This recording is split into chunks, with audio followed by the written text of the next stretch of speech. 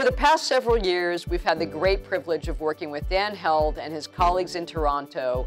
on probably a half a dozen projects.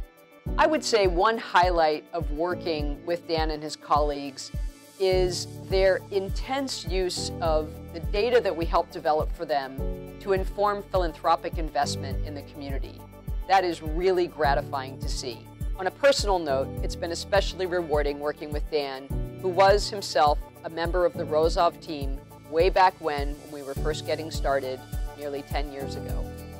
We turned to Rosov to help us learn what challenges our community is facing and to help develop the right approaches and strategies to confront those challenges.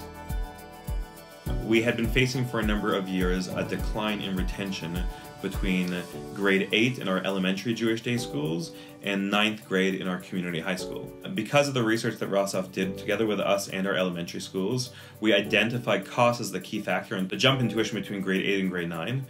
That led to an incredible strategy and $14 million in gifts that allowed us to close that gap in tuition. And so far has resulted in a 70% increase in the number of kids enrolled in grade 9 and a dramatic increase in retention from grade 8 to grade 9.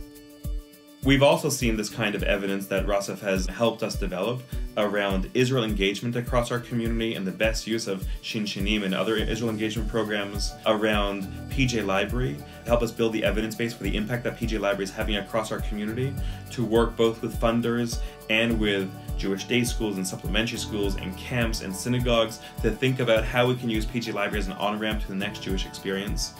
These pieces of data have helped us inform both the engagement and education strategy in our community and the funding, and enable us to raise the funds using evidence base to bring those strategies to life. What we found is that